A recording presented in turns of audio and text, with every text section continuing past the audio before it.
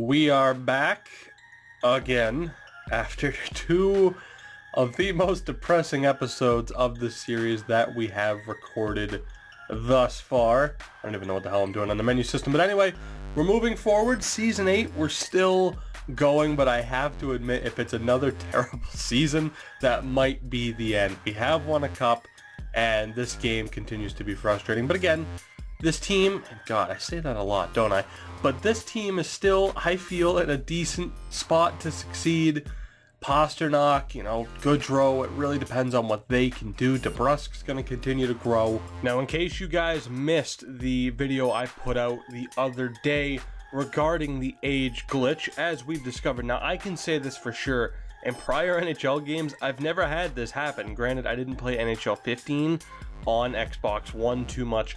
Never had this happen, but if you get past a certain point in your GM modes and you edit a person's age, you edit their or not their age, but you edit their handedness, their equipment, whether it's NHL or apparently FIFA, that can reset their age. So that's exactly what happened with our prospect. I think his name was Kalinka a season ago, and that's exactly what happened here with Carpet Sev. So very, very disappointing.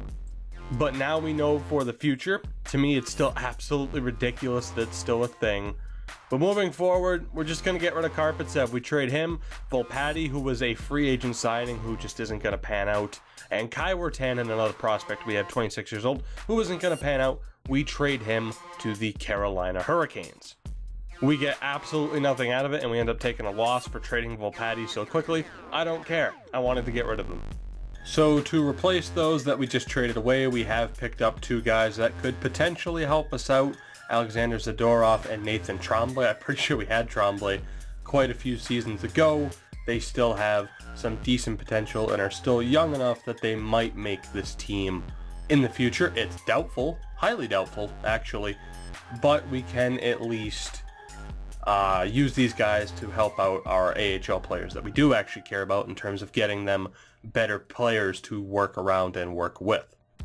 Now anyway, now that the rosters are finally set, both NHL and AHL, and of course I'll give you a quick look, pause the screen at NHL roster, it's the same. AHL roster is pretty much the same. Defensively, it's shaken up a little bit. We did send down Sheldon Darling just to get him the play time, but this season, for the first time, for the first time, we have a goalie who isn't at least 87 overall or better. It's going to be interesting to see if Marcus Olsson can really hold up to the pressure of having to, be the guy. And we'll see what he can do for us in this season, just in general.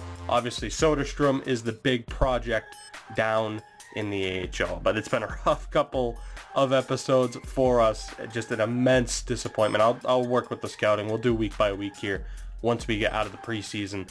We do have some definite needs defensively, offensively. We need to do better with our drafting, but I'm going to be interested to see what this team can do.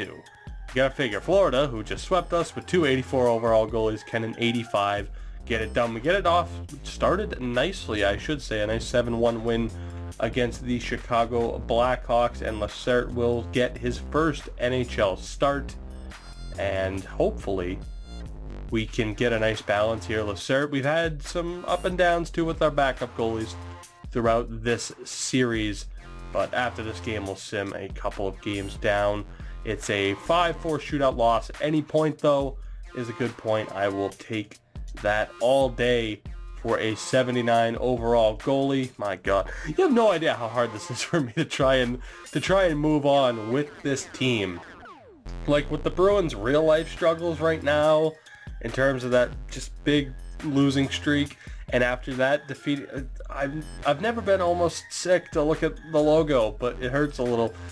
Anyway, let's move forward. We're going to sim these next 4 games. Marcus Olsson, can you get your full-time NHL starter career resume? I don't even know what I'm saying anymore, guys. Next 4 games. Let's see what happens. And immediately after our first game, we get an offer, this offer, from the Pittsburgh Penguins. 2 AHL prospects for Chris Letang. He's an 84 now. I knew it was too good to be true. So the first sim period's over. Obviously, you would have saw that we lost to the Washington Capitals at the end of the little Tang deal, and it really didn't get much better. We get a 2-1 win over the defending Stanley Cup champions, but then back-to-back losses. Lacerte will be in goal for this next game, and I will say this, obviously it's not our strongest team this season that we've really put forward, despite, you know, the addition of Crosby. The goaltending is obviously weaker. I won't be afraid to get rid of some parts and really stock up on draft picks for this next draft, because after this year, it's where I really hope for us to be competitive with Soderstrom. It's another 4-1 loss, this time to the LA Kings. So we'll just have to see how this season goes. But if we end up towards the bottom of the standings, I will not view it as a disappointment. My only concern with that would be potentially losing certain players to free agency because they view us as not ready to compete. But we are going to sim the next 4 games. Once again, San Jose, Tampa, Toronto, and Philly. Let's see what happens. The second sim span of this opening month, much better than the first. A 3-1 record, 3 straight wins over San Jose, Tampa, and Toronto. A 4-0 loss to the Flyers though, but we are currently in 3rd place. Nobody in the Eastern Conference looking like a world beater at this point, but Serge Lacerte will get the start. We might take a look at the stats very briefly. Not sure how far. I'm going to try to get to the All-Star break here again, as we normally do. I feel like we're making good progress, and we get a 5-1 win over the Buffalo Sabres, and that moves us into 1st place in the Atlantic Division. Take a good look at it now. Feel free to rewind just a little bit and take a good look at that, because I really don't think you're going to see that for long, just in this series, or in this season, I should say, in general. But moving forward, we have a lot of games that we are going to be taking. I think Lacerte will get the start against the New York Islanders. So it's Florida, Edmonton, Philly, St. Louis, Minnesota, Tampa, and San Jose. Let's see what happens. Can we stay in 1st place? I doubt it. This game continues to be an absolute mystery, as we have now won 7 of our last 8 games, a 12-5-2 record to start the season. 6 wins in a row, the only loss lately to the Tampa Bay Lightning. We are in 1st place, and Tampa's right behind us, so that would explain the loss, but things are looking good right about now. I'm shocked, obviously, but things are looking pretty good. Let's take a look at Olsen's stats. Olsen, holy shit. That is, that's Rask-like numbers there, with a 935 save percentage, 12 wins already. How's Lacerte doing? He hasn't gotten too many starts. Lacerte's struggling a little bit, as I expect him to do. Down in the AHL, though, is what I really want to see. Soderstrom, still a 79. He's not doing too bad, though. He has a pretty good record for Providence. And I did see already Boris making some progression, so that's good. Getting some progression out of our guys. I think Artemi Panarin back up to an 85 as well. Not going to bother with the stats because the lineups are what they are. I mean, we could do some adjustments here, but we don't have to. We're winning, surprisingly. Again, I certainly didn't expect it. New York Islanders, though, not the best record. We get a 7-4 victory, so Lacerte gets his 2nd win of his NHL career. We will roll with Marcus Olsen again. Wait a second. I think I botched something there. I thought I switched him, but I didn't. Okay, well, I stand corrected. Lacerte will get to play the Pittsburgh Penguins. That is absolutely embarrassing. My God. Lacerte, what can you do against Pittsburgh? They're not that much better. Can you get the win? And you cannot. So much for that. Brian Little, we don't want you. I actually probably should have taken a look at that, but I imagine he's kind of down in the, the 84, 85 range like most people are. A name like that you recognize still, unless it is someone like Sidney Crosby, they tend to dip quite a bit. But moving forward, we have we have a home and home against Florida and Ottawa consecutively. We are going to be simming way ahead here, guys, and Lacerte won't get a new start for a while until this Colorado game. So in between that time, there's 2 games against Florida, 2 games against Ottawa, 2 games against Detroit. If we could win the majority of those, that'll put us in a good spot in the standings. Let's see how it goes. Now, obviously, you guys can see the record, but holy shit, this stretch, 21-8-2 record now. It starts off 3-2 record. We beat the Winnipeg Jets, Florida. We split the home and homes with Florida and the Ottawa Senators. But moving in to December, we go on another 5-game winning streak, beating Detroit twice. Unbelievable. We're in a great spot. And I'll say this as well, we're still getting trade offers for guys like Brian Little, like Anze Kopitar, Chris Letang, Phil Kessel. So if we're in a playoff spot, again, we could go overboard and pick up some of these players. Marcus Olsson, how is he doing? He's doing amazing. 21 wins, a .932 save percentage, under 2 goals against. The team is just playing really well. The only issue, Dougie Hamilton complaining about his ice time again, with him being on the third pairing. I'm hoping that just has to do with his personality type as we get crushed 5-1. I really hope that just has to do with his personality type. I'm not sure what to do there or what to make of that still at this point. Combine that with players randomly losing morale for team moves despite me obviously not making any moves. It's weird. We all know the player morale situation is weird, but we're doing well. We're not in first place anymore, but Marcus Olsson up to an 86. That brings me to look at Soderstrom, who's up to an 80. That one move might make up for the fuck-ups elsewhere, but the Toronto Maple Leafs right now playing some really good hockey. We've always had competition in this division, but moving forward, again, it's going to be another big sim period. We are going up to this Washington Capitals game, so we have quite a few games against division rivals, but let's see what happens. Can we stake a claim, a legitimate claim, as we go towards the All-Star break to be in first place? Somehow, some way, as we've nearly hit the halfway point of the season, we're 40 games in, we are still in first place in the Atlantic Division. A couple of shootout losses. Again, we beat the Red Wings, who are pretty bad after winning the Stanley Cup. 2 straight wins, though, there as well. Not too many games, just 6 games left between the All-Star break, and obviously we will take a look at what we need to do and whether or not we should improve this team. But I just don't get it anymore. I don't get it. I mean, yeah, we made some good additions, Crosby, Phillip in there, and I don't get it, guys. I don't get it. How's Haas doing? Even Haas isn't doing too bad as a random pickup, but Marcus Olsson has been the man. His save percentage continues to gradually drop. At 26 wins, 5 shutouts, his value should be right up there as we get ready to trade him for Soderstrom to take that starting job. But if Soderstrom's around like an 83, maybe we'll hold off another season. But Serge Lessert, you are the man for the job against the terrible Washington Capitals, and he gets the victory, keeping us in first place. The competition's starting to heat up a little bit, though.